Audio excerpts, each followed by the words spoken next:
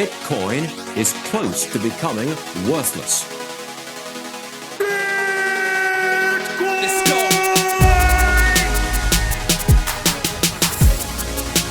Now, what's the Bitcoin? Bitcoin's like rat poison. Yeah.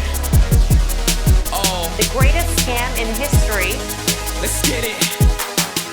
Bitcoin will go to fucking zero. Yeah.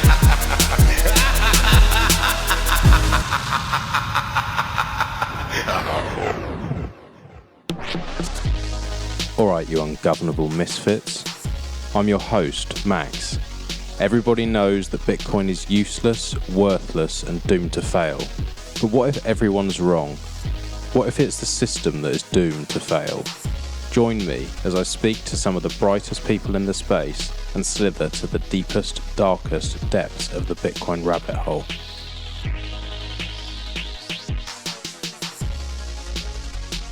Welcome back, everyone. Today's episode is with Econo Alchemist. It's been too long since we last sat down, and I had to get him back on the show to talk about his amazing guides, mining, and the state of the world. I love chatting to him, and I always appreciate how much detail he puts into these guides. It's helping so many people achieve better privacy and security, and also set up home mining. I really hope you enjoy the show, but before we start, I just want to say thank you to my show sponsors, and also to thank everyone who has been sending sats in through the Podcasting 2.0 apps. I love seeing the messages come in, and the support is massively appreciated. If after listening to this show you are considering upgrading your security, I really can recommend Casa. I've been using them personally for over a year. They are a sponsor, but they're a sponsor because I chase them. I really love what they're doing. They make it incredibly easy to have brilliant security. Multi-sig's very important for people who are concerned about $5 wrench attacks, and also just in case they lose a key, they always have someone there to hold their hand and make sure they don't lose those sats. You can go to keys.casa and use the code bitbybit10 to get 10% off. And you can always reach out to me if you have any questions, and if I can't answer them, I will pass you on to the team. Next up, we have Foundation Devices.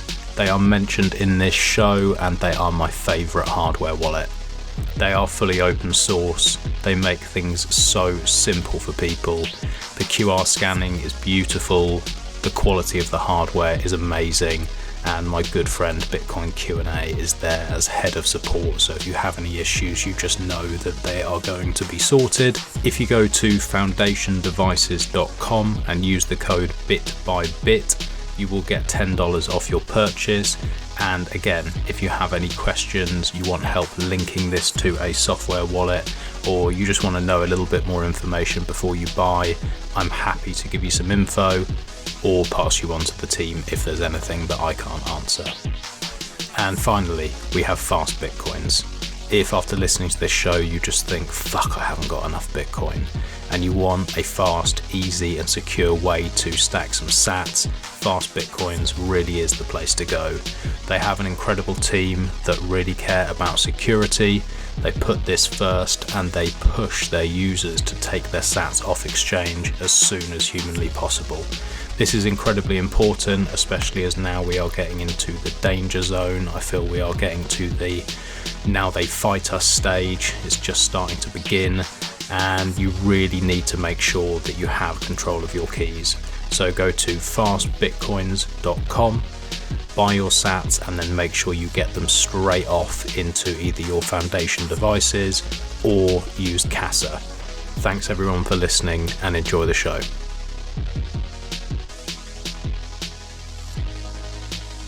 Hey mate, how you doing?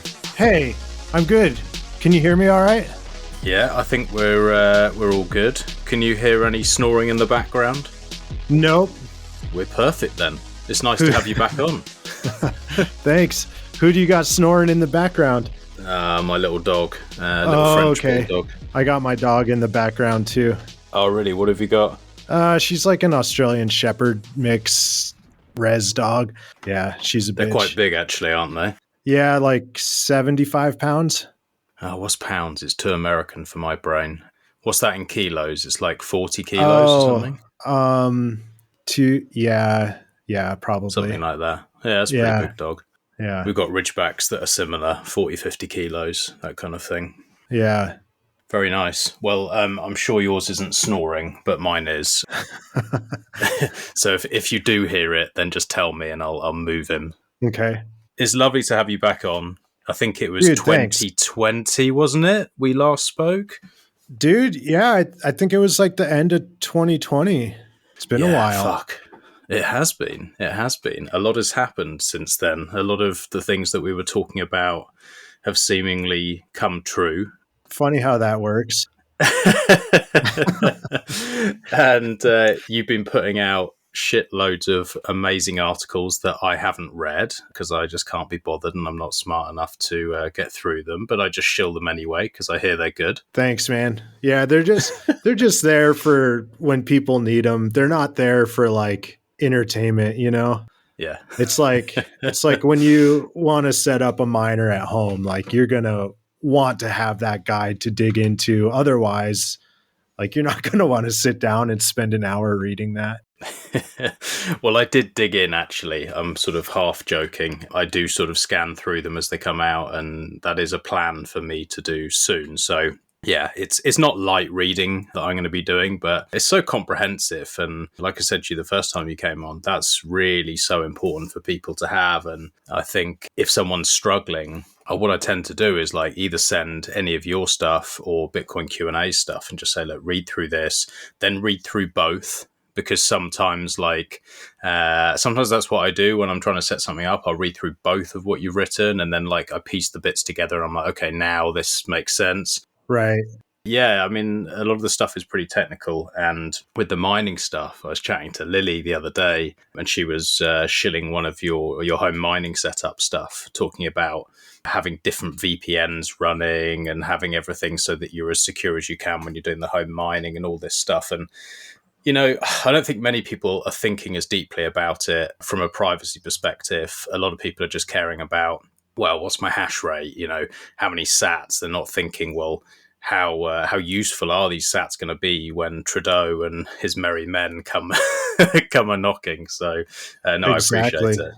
Yeah, and that's kind of where I got my start in like autistically outlining these guides is that, I had to reach out to like I had to take bits and pieces from several other guides and kind of put them together for whatever I was trying to accomplish.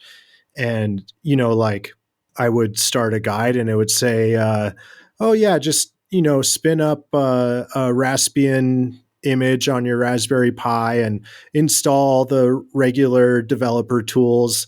And so then I'd have to go find another guide to figure out what the hell that meant and, figure out how to put those developer tools on there. And, so I just really try to like make it as detailed as possible and like answer all those questions that I know the user is going to have. But, even then, like there's no way to know like what operating system the user is using or what is unique about their specific situation. So, it's impossible to cover every single base in one guide, but that's why it's so awesome having Bitcoin Q&A doing his guides and me doing my guides and having that overlap, because in that overlap, anyone can find the information they need. Yeah, it's so important. And a lot has changed since we last spoke, not just with all the global shit, which we'll get onto in a bit, but it seems like you've gone really, really heavy into the mining side of things. How's that been for you? It's been good, dude. It's, it's definitely becoming like more of my comfort zone. I think it's probably one of the topics that I'm, most well known for among the people who know who I am. And, I take a lot of pride in, and, I feel like I can, like I was able to contribute something and something that had like a big impact. I think the contributions I've made by documenting home mining process from start to finish, has had more of an impact on the space than any of the other work that I've done. So I tried to like nurture that a little bit more than like steal backups or hardware wallets or, you know, some of the other topics that I cover. But yeah, it just seems like there's really been this renaissance with home mining. You know, it was kind of a completely empty space when I started looking into it at the end of 2020. And by the time I got my miner in January 2021 and published my guide, you know, the narrative was very different at that time. And that narrative has changed. You know, Diverter really got that ball rolling with his Mining for the Streets guide. And then, you know, me putting out my guide just helped get that momentum going even more. And now it just, to me, where I'm standing, it seems like this unstoppable movement. And I love it because it's putting power back in the hands of individuals, and our governments are being the best, salespeople for the value proposition here in an individual having power over their own money. So, sorry, was that mine? No, that is. I think you'd be so you'd be so proud of me. I have got 5 pixels in front of me, all running Calyx and graphene. At the moment. Awesome. I don't know how to fucking use any of them, but they look cool. I feel really, really cypherpunky. So yeah, that is one of them going off. So apologies for that. But yeah, I've just put the Calyx on the Pixel 6. Cool. Awesome. Really nice. Really, really nice. It's quite sleek. Like I'm coming from, like I was just running an iPhone and then having the Pixel 3s with graphene just as like samurai wallets and that kind of stuff. Right. But I'm now making this switch, which is, yeah, I mean, I don't think I'm missing it yet. I think it's clean. It's usable. The only thing, you might have some advice on this. The only thing I'm struggling with is like, I've got my NIM phone, then I've got my doxed phone. Right. And so with data and stuff like that, my sort of like setup that I'm thinking is, well, if I just keep running my doxed number, which I can then tether off if I'm ever using data or anything like that, I don't really even need a SIM card in the other phone. And then I can just use that for any data, and I'll run Molvad VPN on both of them, and it's kind of relatively good. But is there a smarter way that I can do that? Because it's a bit fiddly. It's a bit, I don't know, not perfect. Yeah, I actually just got a couple of Pixel 6 phones as well and flashed Calyx onto them. I got one for myself and one for my wife. Nice. My wife was also an iPhone user, and I just kind of came to this realization that like, if I'm only taking measures to guard my privacy, but like most of my communication is with her, then I'm leaking. I have a lot of privacy leaks by proxy. You know what I mean? So it was important for me to like get her set up with a more privacy focused phone. But to your point, yeah, I ran a couple of different phones for a while too. And eventually I just ended up like completely letting go of my doxed number. Right.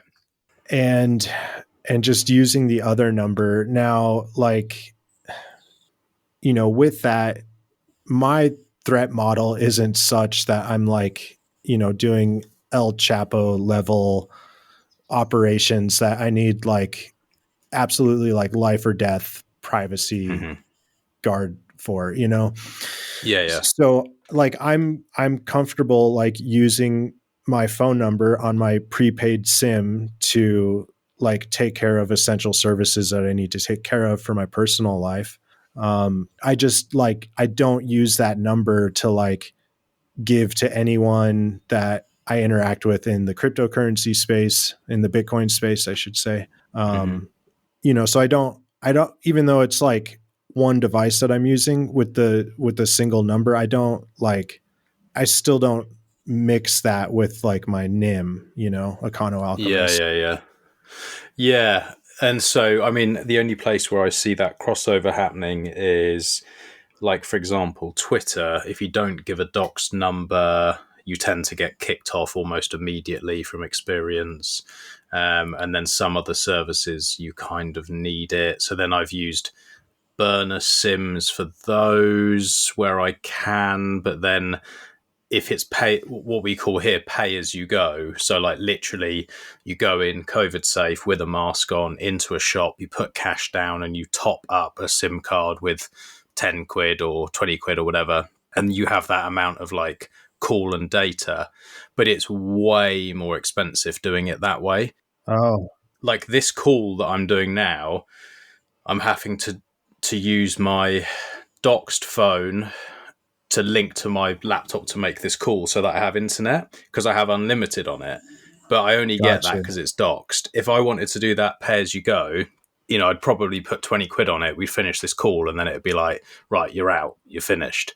Right. So that's kind of the reason. Otherwise, you just go for pay as you go all the way. So that's the issue where I'm like, it kind of feels like I need to. Yeah, like what I did, for like Telegram and Twitter and those accounts that like required a phone number, since I used to have an iPhone. So since I still had that iPhone, I just put like, I used like, I wiped the phone, factory reset. And then I made like a burner Gmail account and then used that and downloaded, what is it? Google Voice. And then you can Right. I got a phone number through Google Voice, and then like I just used that phone number to set up Telegram and Twitter a long time ago, and it's just stayed set that way all this time. Fuck, that's really smart actually, because they love anything that's Google, because it's effectively, they think, oh well, that's doxed then because it's Google, but because you've wiped it and you have it separate, then that Right. works. And that's really smart.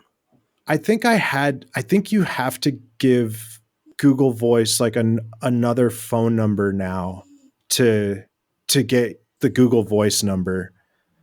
I think it's been so long since I set it up. I can't remember. Or if I did use an actual phone number, like that phone number was discarded eventually when I went to Android and Calyx and got my SIM card.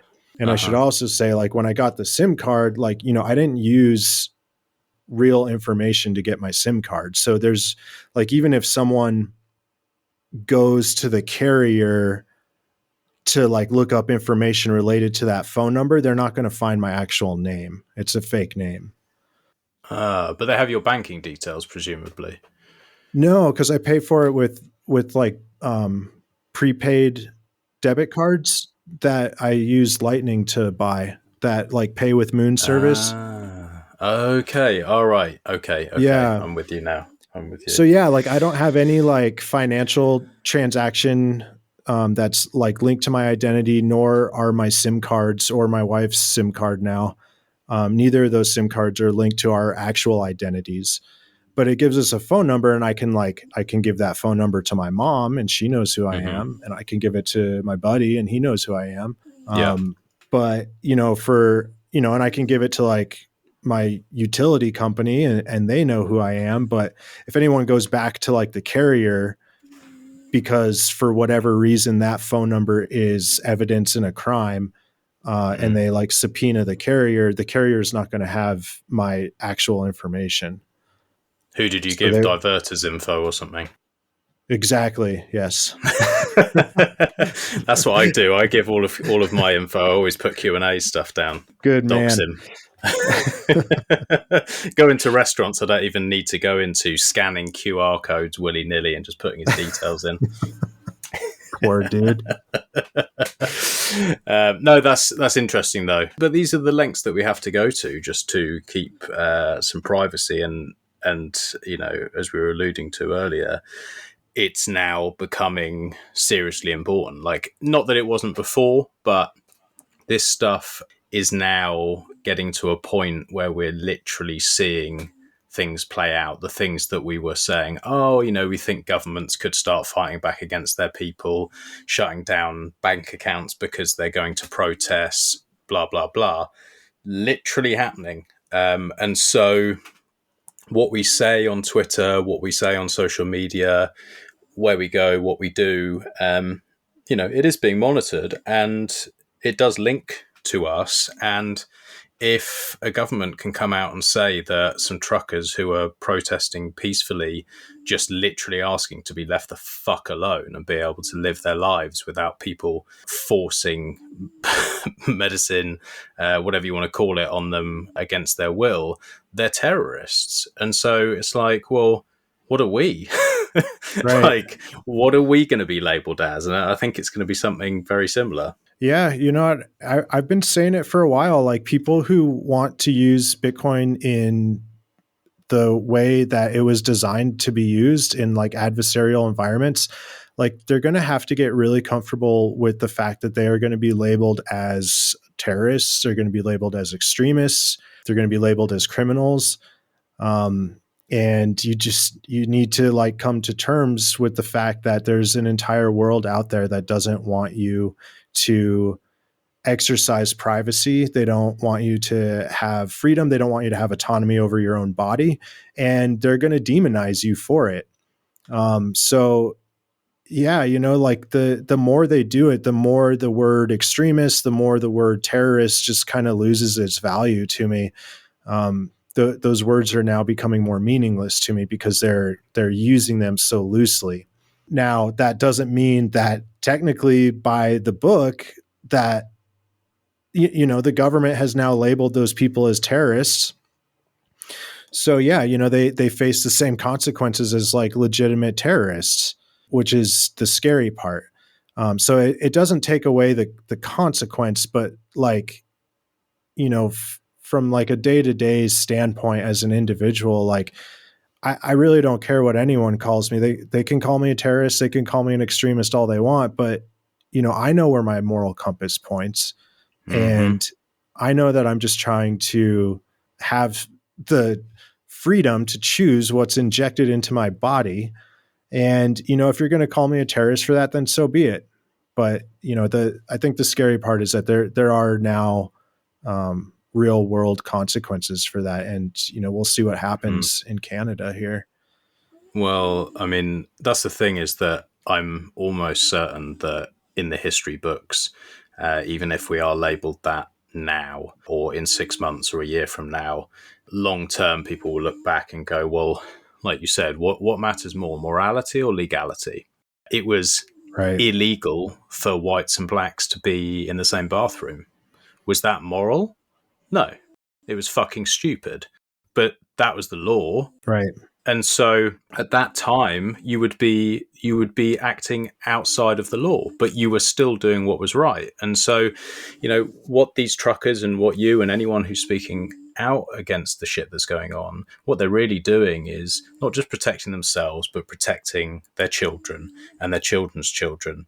And they should be heroes. You know, that's really what they are, because you're actually standing up. It's so easy to just keep your head down. It's so easy to just say, oh, well, I'm just going to play along with it, even if I'm not going to do it, or I'm going to get some false documentation so I can keep working, and I'll do whatever I need to do just so that they leave me alone. It's like, well, you're not really standing up for anything then. And that's what's really important, is like, if you don't have the bollocks to stand up for your own kids and the people coming after you, like, what sort of man are you? And they need to be protected. And that's why guides like yours are so important. Yeah, you know, it's just, there's been this attack on the family unit for years and years, and there's been this attack on the strong male role in our society for years and years. And, you know, this attack has come in the form of like poisoning the food supply and just like reducing the genetics of males in our society to the point where now we have several governments that are descending into tyranny, and there's no strong men standing up, or there's very few strong men standing up. You know, the indoctrination that's happened in our school systems. Like, I remember when I was very, very young, school was a very lively activity, and there was a lot of discussion and communication. But as cell phones started coming out, the discussions all kind of vanished and evaporated from the classroom. Kids weren't willing to speak any longer. So it was really interesting. Like we gained these communication tools I'm talking like late 90s, early 2000s, we started gaining these communication tools and we stopped communicating verbally. And go to a classroom today and like the kids are like masked and put in clear boxes, and it's just there's absolutely no communication. So much so that the children these days are now developing speech impediments because they have a mask on their face for so long. And yeah, it does take, you either got to be crazy or brave or maybe a little bit of both to like stand up against this stuff. But, my wife and I did it. We stood up. We would go to our son's school every day and they said he had to wear a mask. And we were like, you're not putting a mask on our child. And we were arguing with the teachers. They ended up booting him out of the school. And, that was right around the time we were like, screw it, we're moving out of the city. We're out of here. We weren't going to continue living our lives that way. We weren't going to be treated like biohazards. So yeah, I mean, I guess on one hand, you can say that was like a cowardly move because in a sense we kind of ran from it. But like, on the other hand, like, I don't know what any other rational human being would do who's like trying to raise some kids in this society. Like, you don't want your kid to wear a mask. I didn't want my kids wearing masks. I didn't want them being treated like biohazards. I didn't want my employer to make me get a vaccine. And these were all things that I was faced with. And so I made the decision to opt out. I was like, this isn't the kind of life we want to live. So we're out of here. And we moved to the country. So I don't know. I guess one person might say we ran and hid, but I have found a lot of freedom and we're all a lot happier where we are now. The kids don't have to wear masks. I don't even have a fiat job anymore, so I don't have an employer telling me what to do. It's great.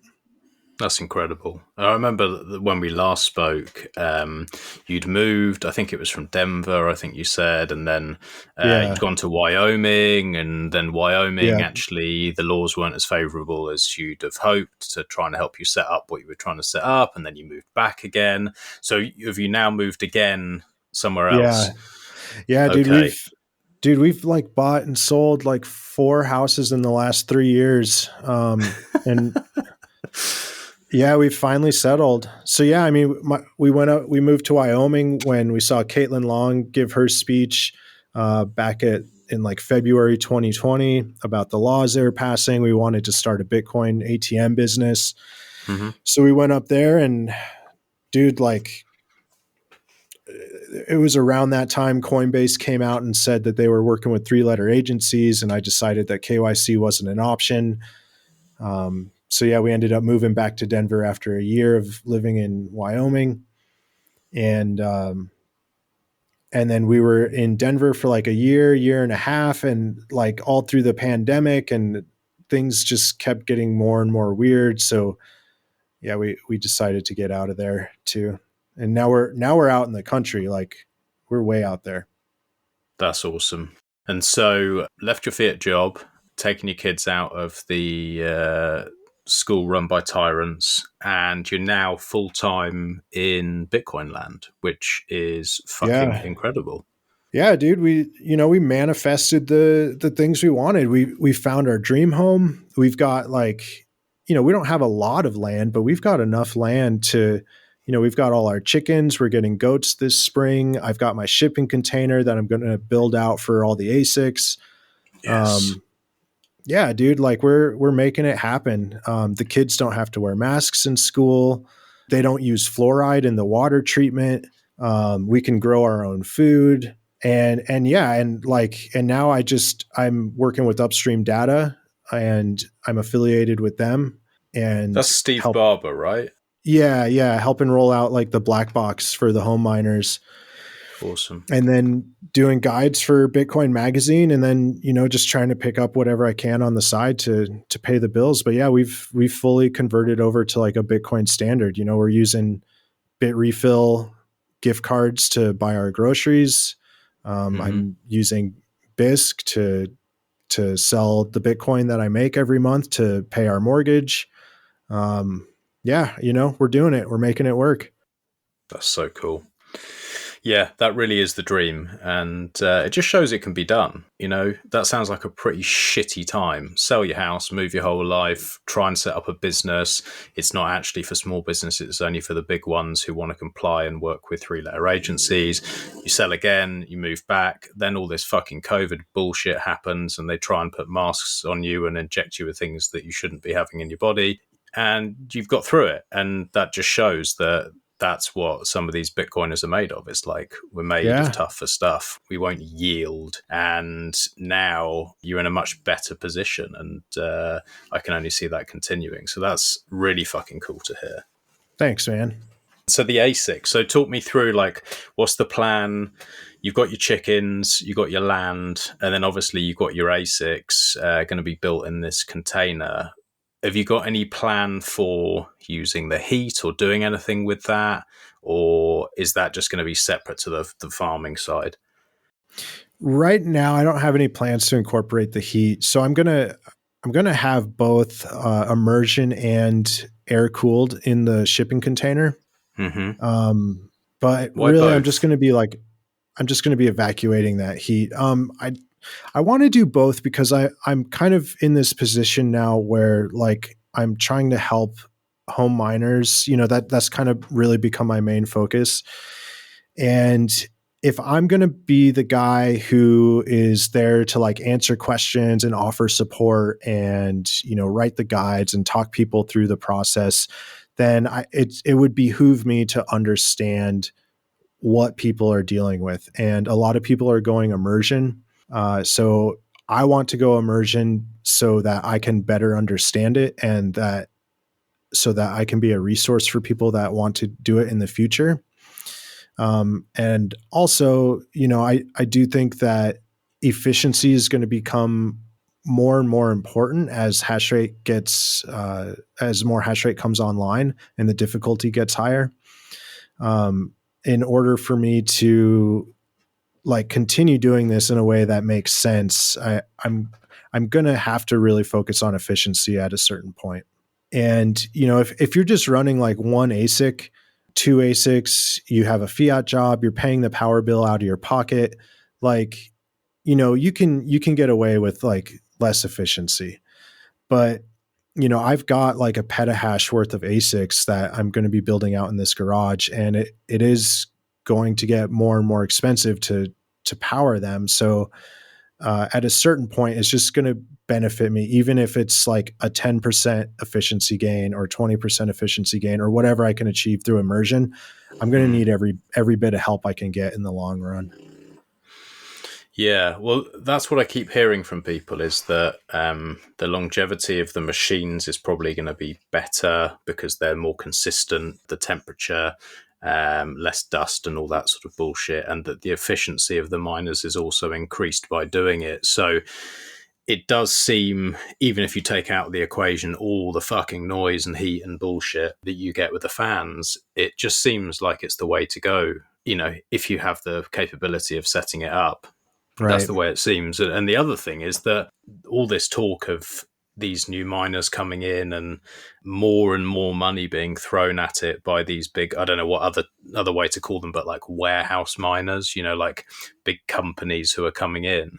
What's your thoughts on the hash rate and what's going to happen over the coming years? Like, do you have any concerns about being like a smaller miner where presumably you can't write off the costs of the hardware and probably have access to capital like they do and some of the other things? Like, how are you thinking of competing there?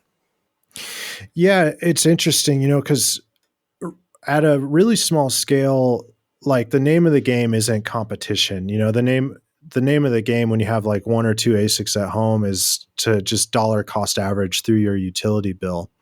Mm-hmm. But once you get up to a certain point, like I'm like getting up to now, it's you know, you have to, your energy bill is so much that you can't just pay it out of pocket. So you do have to sell some Bitcoin in order to pay that energy bill, unless you have income in some other form. Like what these large mining companies are doing is, I imagine, is that they're like selling equity in their company and they're getting that venture capital investment to like pay the electric bill so they can mine this Bitcoin and then hold on to it. You know, you hear about like Riot and Marathon never selling a single sat.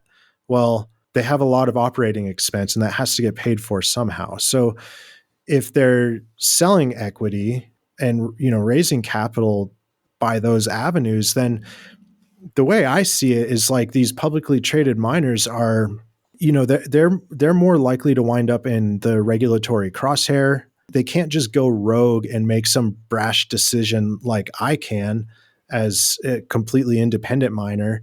They have investors to answer to. They have other people's money at stake. So, you know, Galaxy Digital put out this report, and in it they estimated that by the end of 2022, up to 45% of Bitcoin's hash rate is going to be controlled by publicly traded miners. And when I hear that, it's like, well, I'm not so sure that's really a good thing, because when push comes, It's definitely not. when push comes to shove, like, are they going to make decisions that are in the best interest of the investors, or are they going to make decisions that are aligned with my ideals of Bitcoin, which is censorship resistance? You know, which do you think is going to go by the wayside? Well, we know which way that will Right. go. 100%. You just have to look at the incentives and where the pressure will be put. I had an idea the other day, actually, I was chatting to someone about, and maybe this is something that someone like you or Steve Barber, like, you could make it happen.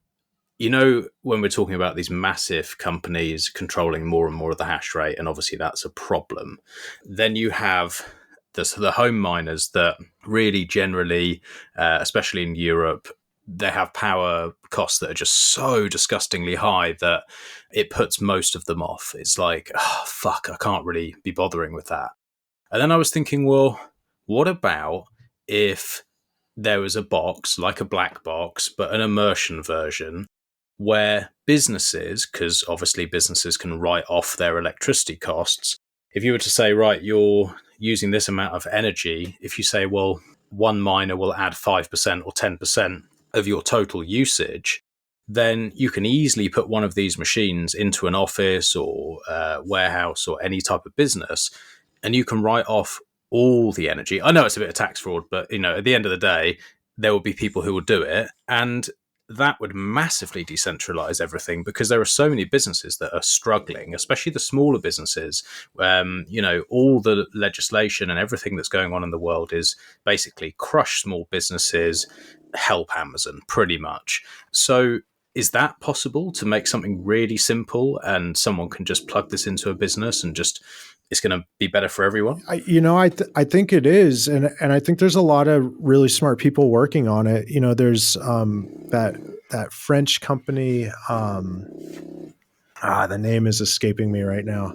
But you know, they're working on like a system, an immersion type system that connects to like your boiler system, and the heat from the ASICs is going to be used to, you know, use the radiant heat to heat up the office space or the home space. There's Coin Heated on Twitter, who's trying to make like a 6 ASIC hotbox. You know, so I think we're a couple iterations away, but I think the trajectory is clear, right? Yes, but specifically pushing it to businesses. This is what I'm thinking, is like, if you consider that, I mean, how many Bitcoiners are there in the world? Is tiny percentage of people. And then how many of those Bitcoiners actually have any understanding other than just owning it on Coinbase or anything like that? And then of that tiny group, how many are actually going to bother to try and fuck around and set up mining and all this stuff? Like, it's tiny amounts. But how many small businesses around the world have been fucked by regulators, fucked by the money printing, fucked left, right, and center? And if you just explain to them, plug this box in, write off the cost of the electricity, you can sell it for pounds or dollars or whatever bullshit you want, or you can learn about Bitcoin and keep that, and effectively you have free power. Like, there's millions and millions and millions of these businesses with technically free power. Yeah, I think the unfortunate truth is that they're really not going to be left with much of a choice except to do something like that, right? Just look at, what's happening in Canada right now with the emergency measures and putting cryptocurrency under the same umbrella of treatment as like terrorist financing. At a certain point, businesses are I think Bitcoin is going to win by default simply because it is better money, and businesses are going to come to that logical conclusion if they want to keep doing business, if they want to stay open, if they want to have any sliver of freedom left, because they're not going to be getting it from their government. They're only going to be losing it there, and their money is only going to be losing value. So it's just, I don't, I'm biased, obviously. Bitcoin started making sense to me a long time ago, but I don't understand how anyone can operate in this world and not see the trajectory we're on, not see what's going on around them, and not like come to that realization, that logical end that Bitcoin makes sense and Bitcoin solves a problem that they have. I think so. And there's only so far you can push people, even the sheeple. There is a point where they go, hang on, I've done everything you said. I never got my freedoms back. I'm sick from the shit that you've pumped into me. I lost my business, or I'm close to losing my business. Everything around me is so fucking expensive. I can't afford to live. The quality of my food's gone down. The quality of my livelihood, like everything I'm doing has gone down. I'm stressed. I'm angry. And then someone says, well, why don't you just plug one of these boxes in and write off the costs? And they're like, yeah, fuck it. Why wouldn't I do that? Like, it's not like they're doing anything for me. It's not like I've got anything to lose. Everything's already been taken. Right. Like, it's very dangerous to take everything from a Exactly. man. That's the game they're playing. Like, they're getting very close to getting to a point where the average person will just say, there's no chance I'm going to win this game. I'm going to flip the board. And I don't give a fuck where the pieces go. Let's just see what happens. And I think we're not far from that now. And that works in our favor. Like, the more we can get these miners into normies' hands, the more that people start. I don't know what you'd call it. It's almost like bootlegging, or like it's a bit outlawry, but it's pretty simple. It's clean. It's mining for the streets. That's it. It's exactly that. It's exactly that. Yeah, it's really exciting. I hope it goes that way, because all this professionalization and everything, like, yeah, I mean, it's good for the price, but is it though? It is like, kind of worrying. I think it is. Like, there's a lot of money there. It's shit, and it pisses me off. But certainly short term, it is good. It is good for the price, or would be good for the price. Long term, I mean, if people are too relaxed about this and just care about chasing the money and like, oh, we'll just let whatever regulation happen. Oh yeah, let's just say yes to everything, just whatever, just to get the money in. Then that will backfire, because then a technology and a money that was fuck you money suddenly becomes cuck money, and all these businesses start controlling and blacklisting and whitelisting and all the bullshit that they'll try and do. Then how valuable is that? Well, nowhere near as valuable as it would be if we can keep things decentralized and keep those fucks out of our system. Right. So yeah, short term. Long term, no, probably not. Yeah, I just, I don't know. I kind of like look at how we're down, like 40% from the recent all-time high. We've had all this money pumped into it by venture capitalists and large firms, and they're using it to regurgitate the broken legacy system. And they're like taking the KYC, AML, square pegs, forcing them into these round holes. And man, I can't see it ending well. So like you said, like long term, yeah, definitely not. Short term, I don't know. It's I wish it was different, but you know, it is what it is, and try and make the best of it. It is what it is. But, you know, as hard as they push on that side, we can push harder. They're playing old games, you know, they're playing in their system what they're used to. They don't understand what they're doing here. It doesn't seem. And so, yeah, short term, it will be fine. Long term, I'm pretty convinced that they will lose. But I do get frustrated with a lot of the LARPing. I do get frustrated with the focus. I don't know, like even in the short amount of time that I've been involved, it feels like less and less people really seem to be bothering, really seem to be doing what I feel is right and necessary.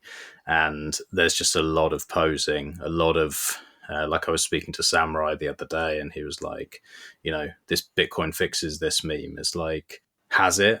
Because it's been around for 10 years. Has it fixed things? Like, we've got some crazy shit going on in the world. Has it fixed that? Well, no, it hasn't. It just, all it is the ability for individuals to try and make changes, but stop fucking LARPing. Right. I don't know. Yeah, I heard that. I heard that soundbite. It was motivating. It was really good. Yeah, well, he gets a lot of shit, you know, for some of the stuff he says, but he's not wrong. Right. You know, and these guys have been around for a long time. They've seen how things are moving, and I guess the longer you've been in it, you can see a bit more clearly how far it's come from that sort of cypherpunk ideals. And you know, I don't think there's anything you can really do about it until people get burned, you know, like with this stuff with the truckers now. I mean, what's going to happen to all these people who have donated and all these people who are saying, oh, you're fucking KYC'd at birth and all this bullshit that's going around on Twitter? It's like, yeah, that was really funny, wasn't it? But now you've sent KYC'd coins to someone's node, which is going to be tracked, and they've got all your information, and they're calling you a terrorist. Right. Good luck. Yeah. Fucking good luck. You think it's funny, but it's not funny. Like, how long have people been warning of where this goes? And now we're starting to see it. And maybe people just really need to get burnt. They really need to see, this isn't a joke anymore. Yeah, I kind of feel like there's this, you know, we're on what's the term? I kind of feel like uncharted. No, not uncharted, but like shaky ground. We're like on shaky ground right now. Like, I think a lot of people's like worldview and their like comfort with KYC has suddenly been ruffled, to say the least. And unfortunately, I think it's only in times of extreme situations like this where people kind of have that aha moment and they can put two and two together, despite the fact that so many people have been like eloquently articulating exactly how this was going to happen and what the dangers were, and just being called fudsters all along. Yeah, you know, unfortunately, it takes a really extreme moment for people to realize. And I think right now it kind of seems like people are understanding that it may not be a good idea to be on that list. And I think that's only going to get worse, man. To tell you the truth, it's going to get worse before it gets better. Oh, yeah, we've not even started. It's right at the beginning of where I don't think they're even really starting to push back. They're just starting to flex. Yeah, it's you know, bank accounts are already, you know, it's already happening in Canada, but it's just a matter of time. If it's not the vaccine, it's some other form of compliance that will bar you from financial services. So like the tools are out there right now to start using this stuff, to start understanding this stuff, and the guides are there and the people are there, and enough voices are still available to be heard. Like, you know, what happens when I say something too based and I get canceled from Twitter? You know, there goes like my access to 20,000 people that were following me for information about interacting with Bitcoin in a way that keeps it permissionless. Yeah, there's plenty of other information out there, but like in this fight, I think we need every voice we can get. And it's only a matter of time before people like myself are either canceled or censored, or like my account is nuked and I have to start from zero. So I guess I just want to encourage people to like, take a look around and get as much information as you can while you can get that information, because there's going to come a time where you're out on your own and you don't have those resources easily available like they are today.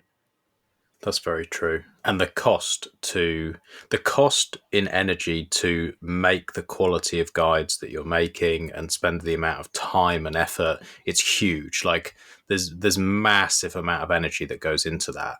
The amount of energy for Twitter to switch you off is zero. Right. Like literally flick a switch, you're gone.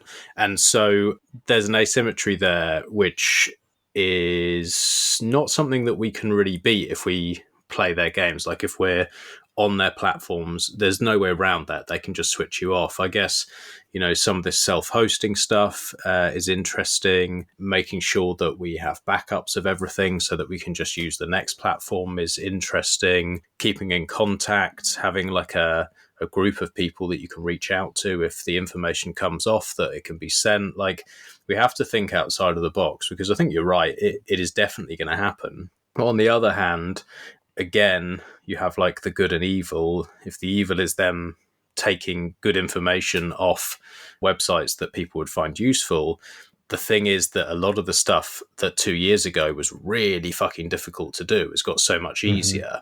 And so we've got sort of this battle where I do think we win. Like I do look at the tools that are available now since when I started, and it's just worlds apart.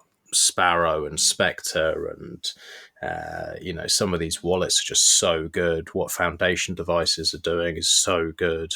The guides are so good. Everything is just so much more simple and better. Right. Yeah, absolutely. Dude, the first Bitcoin node I built was a complete nightmare, train wreck, clusterfuck. Took me 2 months. Like it was awful. What did you build? I was just Raspberry. I was trying to put Bitcoin Core with the graphical user interface on a Raspberry Pi with a little like HDMI monitor. Dude, it was a horrible experience. But God, we've come so far, and that wasn't that long ago. It's accelerating really fast, and yeah, I definitely think that's a good thing, and I think it's important to keep that momentum going and just make sure that people understand how valuable this stuff is and how quickly things can turn on you and how quickly those conveniences that you've grown used to can be used against you, can be weaponized against you. Money is a weapon. And when you're relying on a third-party financial institution, like, dude, that weapon is going to be used against you. Oh, 100%. The good thing is, all of these tools can act as shields, and it's simple enough. Like there's not that many tools you need to make yourself have like a parallel system, something that can't be touched, done right. And, a decent hardware wallet linked to a decent bit of software like Spectre or Sparrow. Maybe you have one home miner and you're just stacking, accumulating, doing that. I mean, there's not that much more you need to do. You run a node. I mean, there's like the Tanto if you just want something that's plug and play. Raspberry Blitz is really solid. It's getting easier and easier to have one of those. I mean, I kind of feel now with the guides and things like that, anyone who's relatively tech savvy can go from zero to hero in a week. If that's what you really want to do, you want to spend a bit of time and just care about your privacy, care about your future, you can do that. I don't think it's unachievable for anyone. Yeah, absolutely. And it's just a matter of making that first step and making that second step and making that third step and just continuing to do incremental steps until you get there. This like, I think there's kind of like this false summit in privacy where it's like, there's always going to be something else you can do to like harden that privacy and keep doing more, but don't let that stop you from just getting started. Just do something to get started. Like, just stop using Google services for starters. Take it from there. Yeah, exactly. And a big theme that on this podcast, especially because I've been working with the Meshtadel and doing a lot of other stuff outside of just Bitcoin and privacy, is like you said, don't become obsessed with perfection. I mean, a lot of what I'm doing now and a lot of what people around me are doing is like, okay, you have your Bitcoin, you find somewhere to stack non KYC if you can. You make sure you're comfortable with your security, you run a node or two, whatever it is you need, and then don't overcomplicate things. Like, you don't need to be obsessing about stuff all the time because there are other attack vectors that are really important. It's like, there's no point in running 15 nodes and having every bit of software and being the most private person in the world and all these different phones and constantly updating and constantly changing and multi-sig and this and that if you are a fat fuck that eats a load of shit and you're in a rental property in the middle of a city where the police can come and take your funds. How hardened are you to the world if you're doing Right. that? Not very. Like, it's fine. You can say on Twitter like you're a fucking rock star, but at the end of the day, you're not, and you're going to get taken out. So a big focus has been building communities of people in these Meshtadels where we say, right, we'll bounce ideas off each other, we'll help each other with like farming, making sure that we understand the best ways to grow produce, keep chickens, do some home mining, do some self-defense, gym stuff, meditation, anything that's like, how do I start from the person and make myself the toughest motherfucker, the most difficult to attack possible? And I think it's time a lot of Bitcoiners start to consider this because, we live in meat space. Not everything is online. Right. No, that's a really good point. And I'm an advocate for 3D printed guns and gun rights and people like using those guns to protect their keys and their keys to protect their coins. And yeah, I think there's a lot to be said for taking a self-defense class. Like, your threats are not just coming through the computer. Like you said, you got to be ready to handle what's going to get thrown at you in the physical world too. There's a lot to be said for that.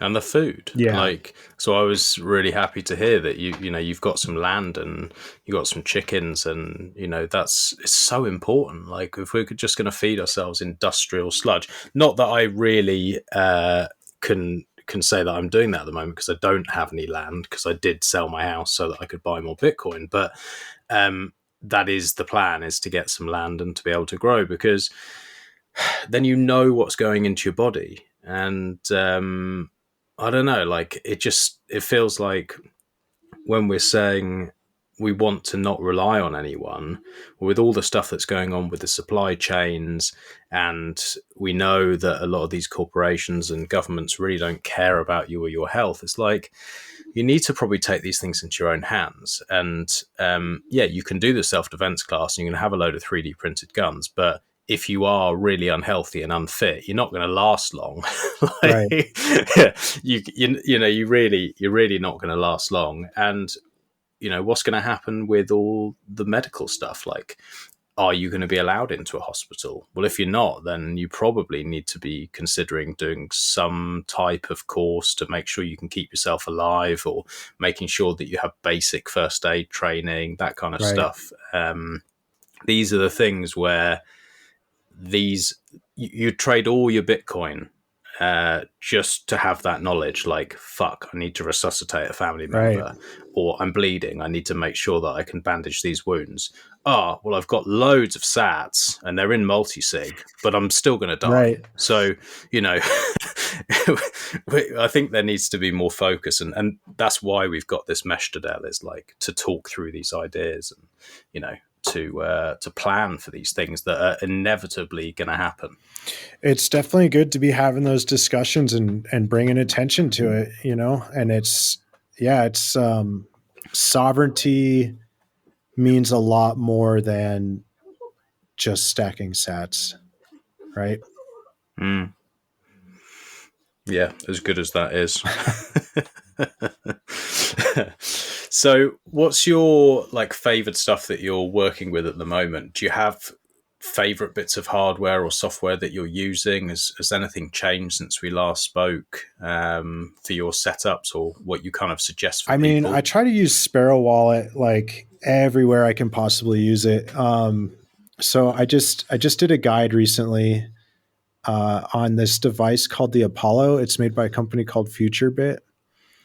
And at first I was kind of like, meh, I don't know. But the idea is that it's a full node and a miner in a small device that does not consume very much power. It's like 200 watts. And at first I was like, you know, I was kind of thinking of it in terms of like, well, you know, if I spend the money on the Apollo, am I ever going to earn that back with like 3 terahash from this thing? You know, I just don't really see how it's very viable. But dude, I've got to say, like, after getting my hands on this thing and then talking to the founder, John Stephanopoulos, about and like just kind of understanding his vision and understanding like the importance of decentralizing hash power, and, you know, thinking about 45% of the network hash rate in the hands of publicly traded miners versus like having 10 million of these Apollo devices spread around the world. Like, they're not going to be able to control Bitcoin if there's enough hash rate out there in the hands of the many. And, you know, and then just this year, in the last, you know, 2.5 months, we've had 5 block finds on solo CK pool. And yeah, that's crazy. right. And they were all like running like really small amounts of hash rate, except for one. He had like over a petahash. But, you know, just in light, like when you kind of put all that together, then like this, and then I looked at the Apollo and I was like, dude, this thing is actually really freaking cool. And so I got this set up just now over the last couple days. So I've got it sitting here in my office. I remote into it from my desktop. And I can use the Bitcoin node that's running on it to like back up my Sparrow wallet on the desktop. And then it's got like this web interface you can log into, and you can like configure your miner and tell it which pool you want to point at. So here I am like throwing 3 terahash at CK solo pool, just, you know, for the gamble. And it's only like costing like $5 a month in electricity, but it's decentralized hash rate. And it's running a full node that I have like doing all the back end work for my desktop wallet. I think it's awesome. You know, I think a lot of people are going to like it. So that's like, you've got an article on it, did you say? Yeah, I just sent it over to Bitcoin Magazine to get published yesterday. So it's going to take like, it'll take like a week before that gets out there. Okay, because I was just looking on your website trying to find it, and I was like, oh, I can't actually see this. And I'm actually like, sounds interesting. I'm actually like migrating my website. So I've got like, if you go to like econoalchemist.github.io, like that's what my new website's going to look like. But I just need to like finish.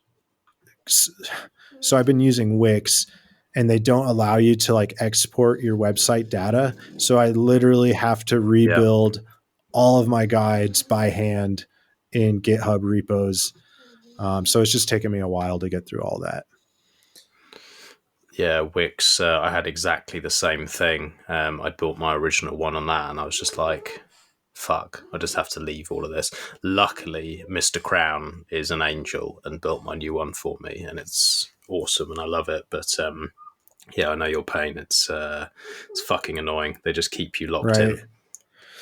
So yeah, I mean, FutureBit is one device I'm stoked on, and then I'm actually like waiting for my black box to show up. So Upstream Data got the first black box shipped out, and they're sending it to me.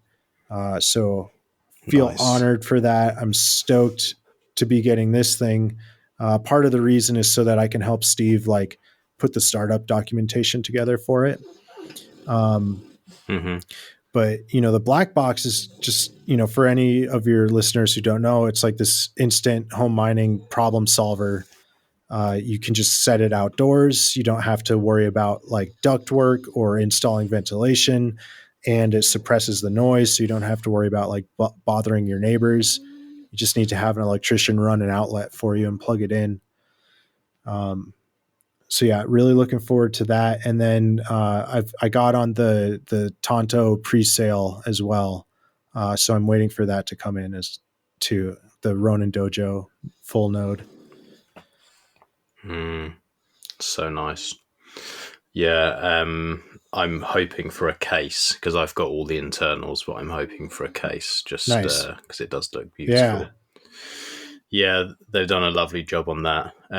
This other one that you were talking about, though, the one with the miner, was it three terahash? That sounds interesting. I'd quite like to have a look when you've got this article and find out a bit more because in theory, I think you're right. It would, if it's easy enough for people and it's got a slick user interface, you could get many, many people plugging these in. And as long as is it like horribly loud? Or no, dude, it's sitting next to me right now.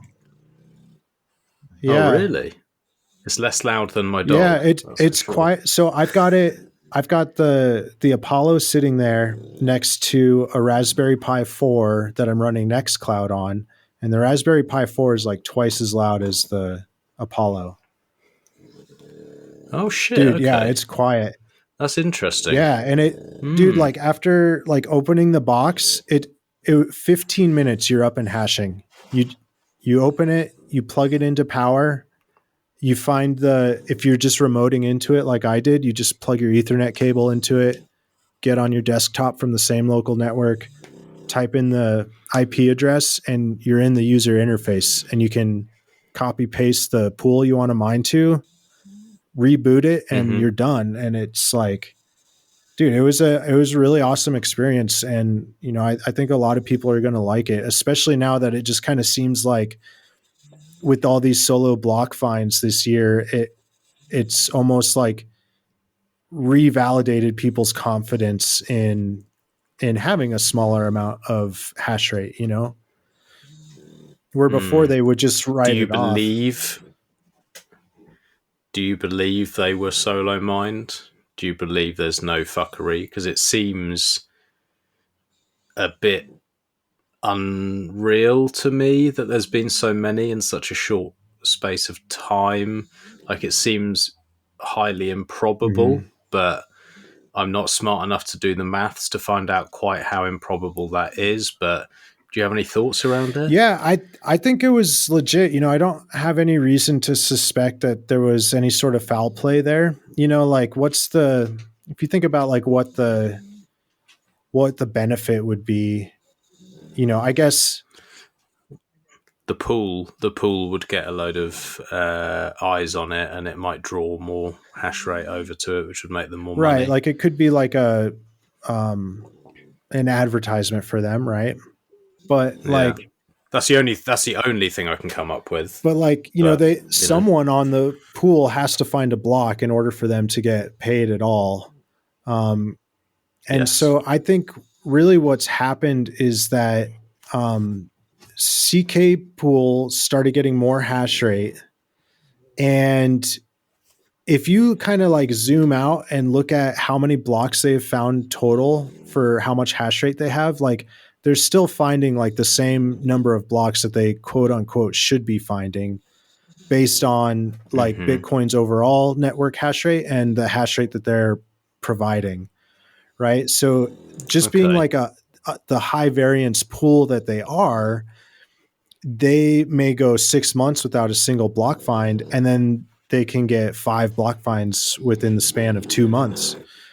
Yeah. But if you like zoom out and kind of average everything out, that variance, it averages out to like, well, they've been doing this much hash rate. Overall network hash rate has been this. So therefore they should have been getting about this many blocks. And if you look at it from that standpoint, they're right about where they should be.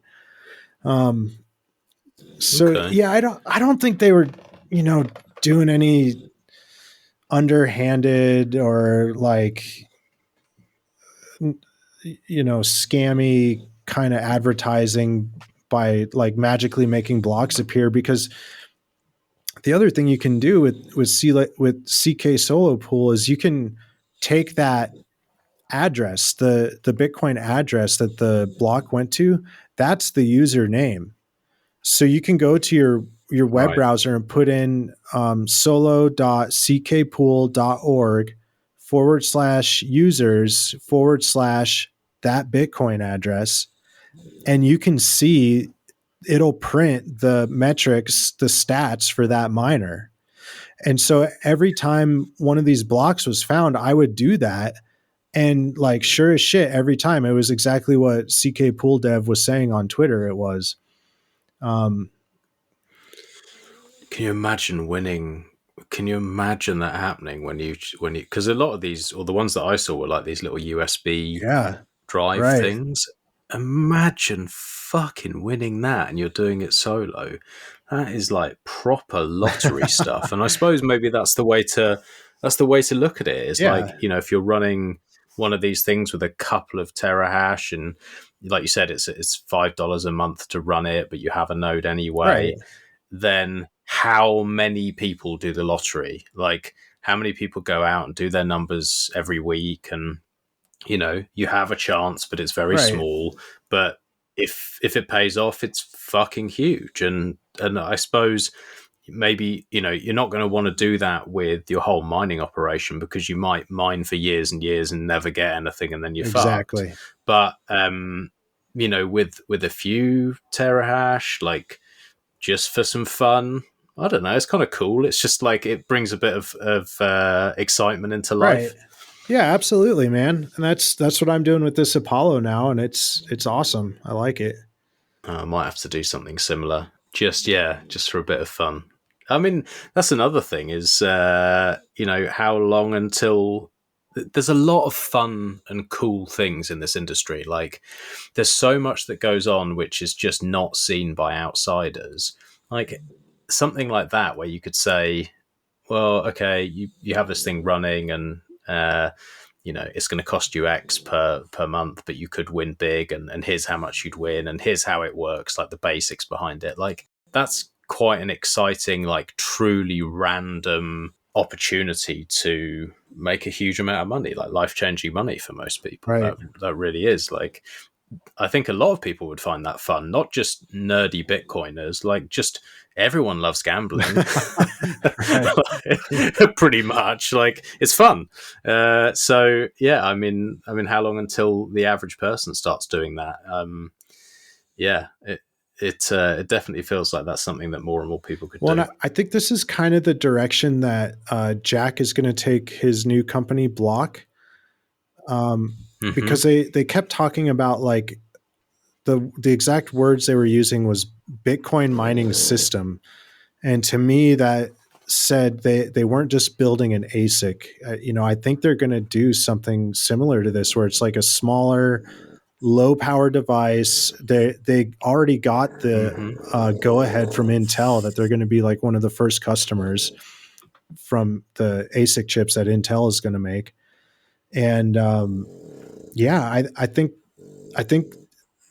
we're going to see a lot of hash rate get distributed and dispersed among a lot of different people for a lot of different reasons in these sleek little devices that can just sit there quietly and run in the corner.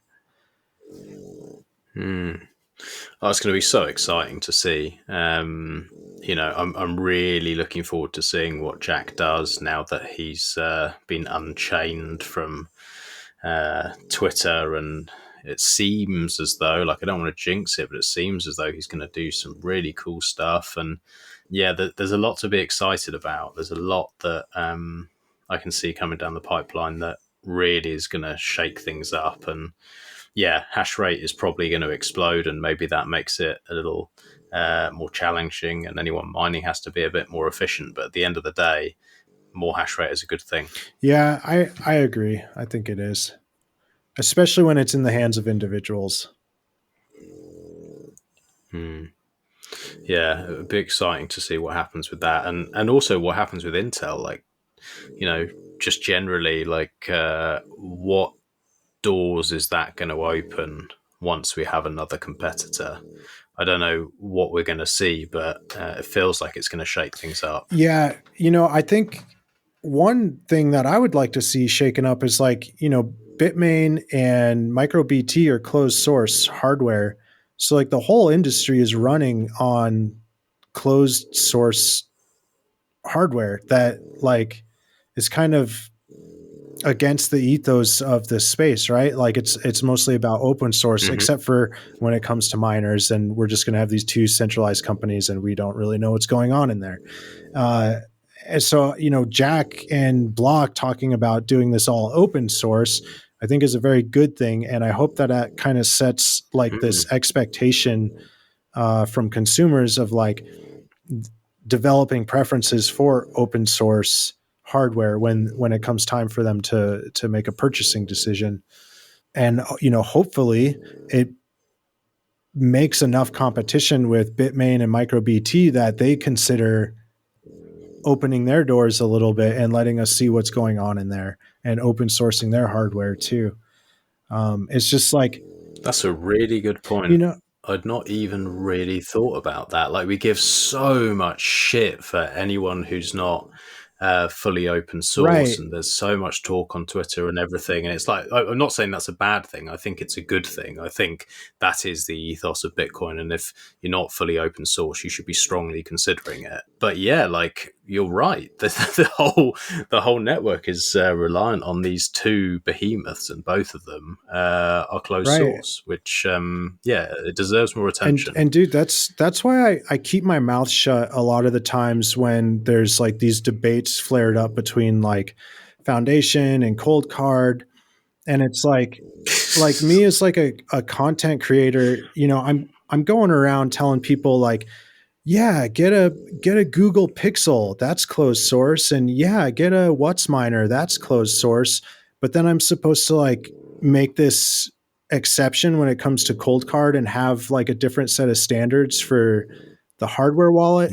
So for me, it's like, dude, I totally understand, like, it was weird of them to, like, switch their license. And I totally understand what people mean by saying, like, it's common clause, it's no longer free and open source. Like, I get the semantics of the definitions. But just as, like, someone who is going around telling people to use closed source hardware, like the Pixel and the miners, like, it doesn't feel right to me to, like, treat Cold Card differently, And so that's why I've been trying to just kind of stay out of all that mess. Well, it's wise. I mean, I stay out of it as well because, well, firstly, I'm not knowledgeable enough to really bring anything new to the table or, like, say anything that hasn't been said. And secondly, I just vote with my feet. Yeah. Like, yeah, I'd rather my hardware wallet is fully open source. And to be honest, I just find Foundation to be a lot fucking easier to use. Like, I still have Cold Cards. Like, I still think they're good. If someone said to me, oh yeah, should I just get rid of my Cold Card? I'd be like, no, like, it's pretty extreme. Right. It's a good device. It's just like, what would I actually suggest now? I mean, I'd say Foundation, like, because it's just more user friendly and it's open source. But yeah, I mean, the whole beef. But it's the same with all of the the CoinJoin stuff. It's like, I use Samurai, like, I use Whirlpool. The people that I really respect and trust in the space also use it, and then if I have problems, I reach out to them. But if someone from the other team is, like, attacking them, or, like, there's this back and forth, I'm like, I don't really care what anyone uses. Like, I don't give a fuck if you want to go and use wasabi or you want to go and use anything else. I don't care. Like, it doesn't affect me what someone else does. And I don't care how nasty or rude someone is, or like, you know, people get annoyed if Rodolfo is like rude to them on Twitter or blocks them. It's like, I don't care about that either. Like, either someone makes a good product and I want it, or they don't. And even if Samurai wants to be a complete cunt to me, even if he like literally phoned me up today and was like, your dog's ugly, you're a fucking prick, and I hate your podcast, I'd be like, well, cheers, that's really hurtful, but I'm still going to use Whirlpool Right. because it's Yeah. good. So do you know what I mean? Like, so it's I feel like it's a lot of energy that goes in, but I mean, I also love that people are so passionate about it. You know, you need people to be passionate and having these arguments. Yeah, absolutely. You know, I use the tools because they work, not because of the personality that's on the team developing the tools, you know? Yeah, but yeah, you make a good point. I mean, it's I think a lot of the time it's easy to jump on the bandwagon. Mm-hmm. Like when there's these arguments going on, it's really good for engagement. It's really easy to jump in and just repeat the same old thing. But like you've just pointed out, there are other bigger problems where, you know, like you're saying with the mining stuff, there are massive problems that need to be addressed, but they just don't get the attention. All the red versus green stuff, like loads of attention, and like sometimes the insults and stuff can be quite funny, Right. and you know, everyone's like piling in. It is quite funny. Like sometimes a lot of the guys from the Samurai team like send me memes and stuff, and like I do have a giggle, but I think it's just sometimes it is too easy, isn't it? It's like it's the perfect engagement farming, and we need to keep our eyes open. Are there any other things that you're considering like that? Like, you've just sort of made me think about that for the first time. Are there any other things where you're thinking there are major flaws or things that we need to be thinking about that concern you and you don't think get enough attention? Oh, geez. I mean, yeah, I want to say, yeah. I guess I wasn't really thinking of any off the top of my head though, but you know, I mean, I'm a no KYC advocate, or as Budaton is declaring, I'm a ethical Bitcoin advocate. And I hope that the recent situation with the truckers at least like highlights, you know, what can go wrong. Like, sure, you should hope for the best, but you really should be prepared for the worst. And, you know, I just think the whole like KYC Bitcoin phenomenon is this continuing like sinkhole of logic. Like, what is the saying? Like, only a fool looks for logic in the chambers of the human heart. Like smashing the buy button on Cash App and aping into a Bitcoin position, you know, those are like dopamine hits. Those are dopamine hits. Those are emotional stimulus. You know, you can't really speak logically to someone about the dangers of that when it's making them high. You know, they don't want to hear it.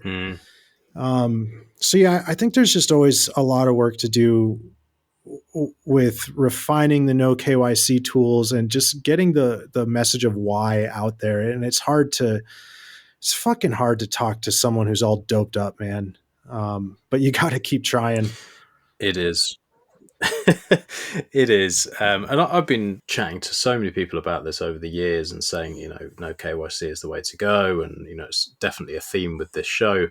And I would say almost all of the arguments for KYC'd Bitcoin pretty much come down to convenience. The ones that make sense, like where I can go, yeah, fair enough, that makes sense. Like, look, mate, I just can't be asked. Yeah, but you know that this could be a problem further down the line. Don't care.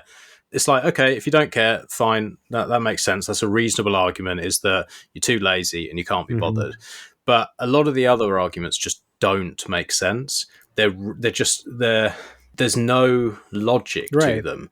And the only other one where I found there is logic, and I'll probably get a load of shit for this, but the one that I do think there is logic is the people who say, look, I'll have 1 foot in and 1 foot out, meaning I have some no KYC coins, which is my fuck you money, and I'll whirlpool it and I'll do everything else. And, that's my outlaw money.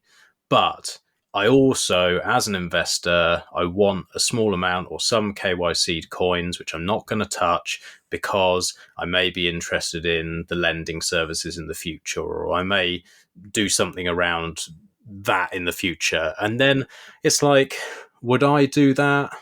Well, no, not personally. I'd rather have the no KYC stats. But can I see that that is a reasonable argument where someone says, well, I'd rather put my money here than the stock market. I'd rather put my money here than in property. And one day I want to lend against it. I want to borrow against it. I want to have a mortgage with it. I want to do whatever I want to do. And I want to go into the old shitty fucking legacy bastard of a system. I want to use that. And the likelihood is they might say, no, we only have these whatever whitelisted coins. I can understand people's arguments there. And I do think it makes sense for some people. But I think people have to own it. I think people have to accept that, yeah, these are cucked coins. They can come and get them from me. I'm not some tough man that when they knock on my door and threaten to throw me in prison, that's going to say, oh, it was a boating accident. No, you're fucking not. You're going to be put in prison. They're going to take your house. They're going to take everything from you. So you will lose them. But that's the risk that they have to weigh up of, well, do I have some KYC coins? And as long as people are honest about it, I think that then you should say, okay, fine. That's your personal choice. Yeah, dude, absolutely. You hit the nail on the head. And I don't think you should get any shit for saying that either. I was just arguing with a guy on Twitter. He was like the CEO of the company that does like the KYC compliance for the Chivo wallet in El Salvador. Oof. And like, yeah.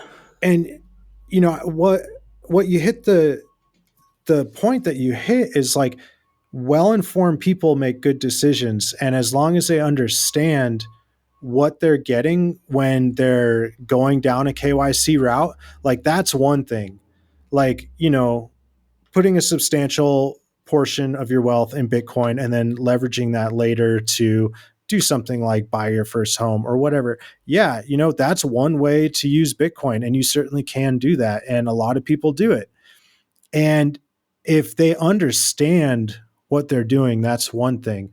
But what really drives me crazy is when people sell the idea of fuck you money. They sell the idea of censorship resistance. They sell the idea of permissionless. They sell the idea of Bitcoin, but they deliver a KYC product without making that distinction, without like educating the user about really what they're getting into.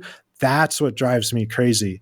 Like, don't go around telling people that they're buying Bitcoin when they're buying Bitcoin !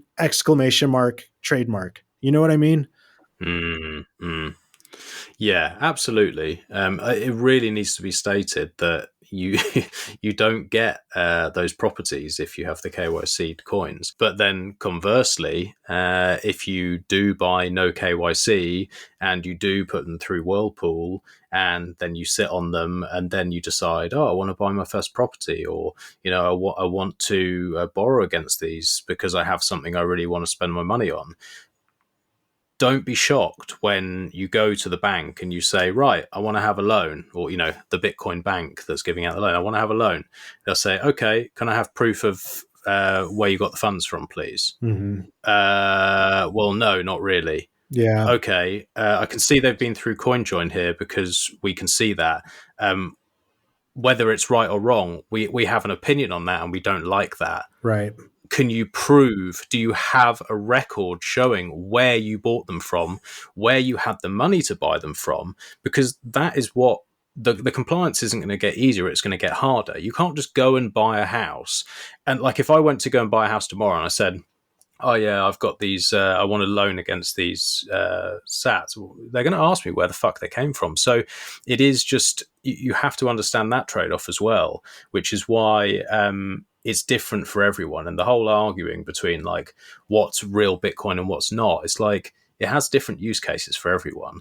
And some people just don't care about fuck you money, or some people do, but they only care 80% or 50% or 30%, whatever their trade-off is. So yeah, it is, you're right, it is about being clear and bringing these things out into the open, but not just calling everyone a fucktard and all this stuff that's just all you see is like, you're a fucktard, you're a fucking retard, you don't know what you're talking about, oh, you're a cuck. It's like, not everyone is a fucktard just because they want a percentage in KYC coins. Like, even if I don't agree with it myself, like, it is a reasonable thing to do.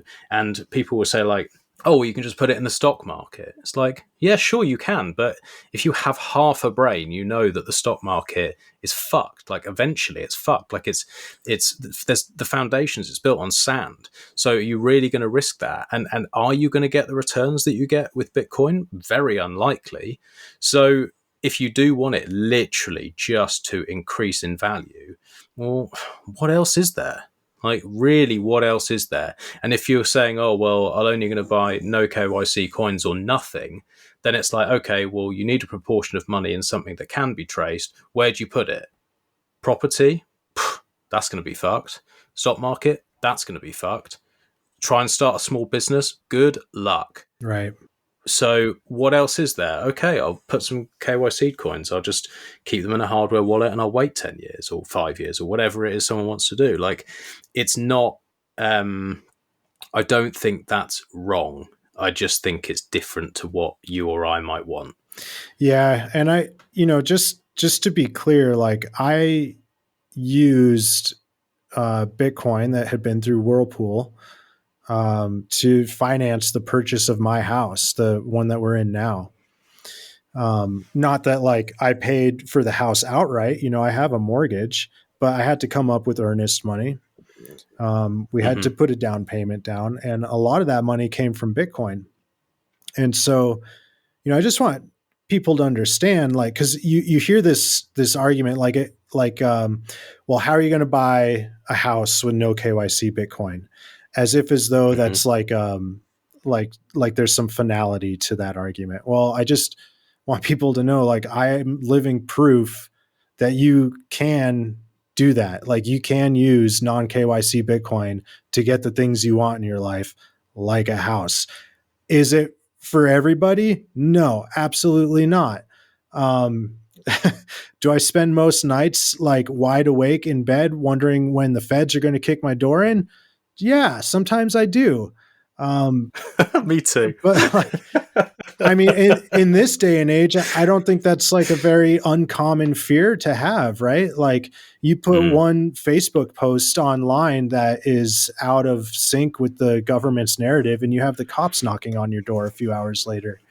But all I'm trying to say here is, like, the world is your oyster, and you can do anything you want to do. There are consequences for your decisions, though, so you got to make good decisions, and those are going to be different for everybody, like you said. Those are wise words. I have to say, I think that is probably a good place to wrap this up. I think everyone can follow their dreams. Everyone can do what they want. No one should feel like they need to fit in and do what the crowd is doing. And it just goes to show that you've done it. You've gone onto the Bitcoin standard. You've changed your life around. You're working in this full time, and I hope that inspires other people to do the same. It's really fucking cool to see. Definitely. And I love chatting to you. I'd like to get you on the show again sooner next time. We left it a little bit too long, but it's inspiring, mate. I really mean that. It's fucking awesome to see. Thanks. I appreciate it. Yeah. And don't feel bad. There's been a lot going on. We're all busy. So just stay in touch and let's chat soon. Definitely. If you just stay on the line for a couple of minutes when we close this out, so I'll make sure I'll get the audio. But Sure. thanks again, mate. Yeah, dude.